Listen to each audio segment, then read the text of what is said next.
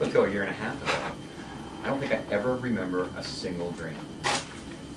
And that is why I made that comment. Because even though it sounds funny, it's true. Actually, I didn't have real dreams. I never remembered them until after we got married.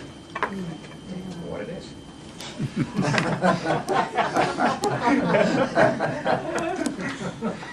Chance.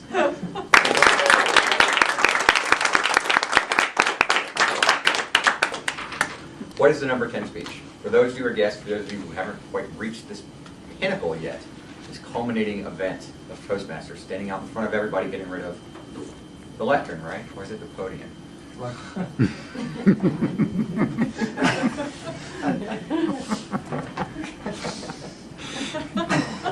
okay? Yeah, I'm fine. I feel like the Angie's back. What Chance's speech today was supposed to do was supposed to inspire us. It's supposed to give us a hope and a desire. It's supposed to pull on your emotions. It could be spiritually, politically, professionally. It's supposed to make you think about what you're doing.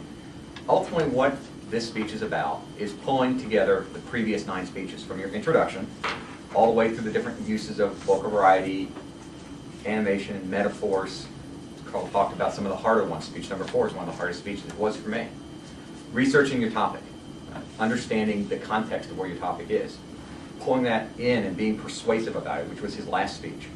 When you come down to it, number 10 is really about pulling this all together.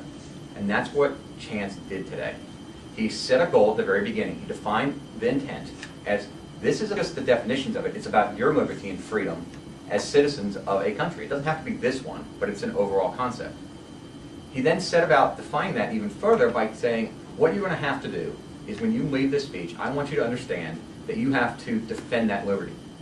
This is a call to action to you individually. There may be different ways you do that. It may be becoming an activist, it may be volunteering, it may be sitting in front of the TV and not taking part.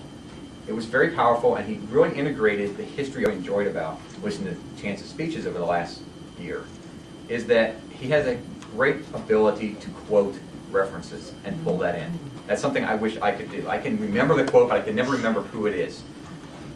The downside of that, and I think this is the area of improvement, is when you get to a number 10 speech and you're trying to influence us, one of the things is not to add some of the silliness to it, even though it evokes the laughter. John Adams, you know, he's my best bud Johnny.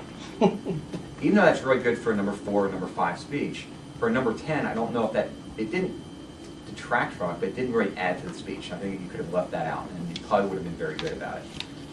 The second part of a number 10 is you're not supposed to do notes. And it's a really hard one to do. So you have to memorize everything. You have to do it. His is a memorization speech. So you kind of got a little bit lost there. But that's okay. At the end of it, you were able to pull it back. You were able to kind of pull people away, and it didn't really seem like a huge break. What I really liked is that you linked public debt and the power of the community.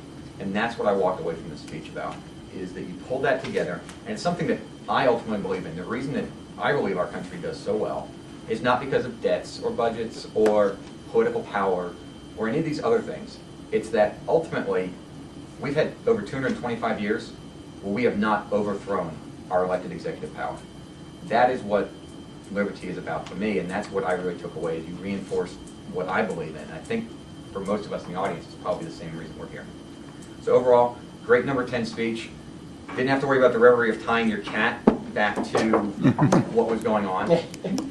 So, again, for those who remember, he has a very good story about his cat that he'll be glad to tell you about after the meeting today. Thank you again. Everybody give him one last round of applause.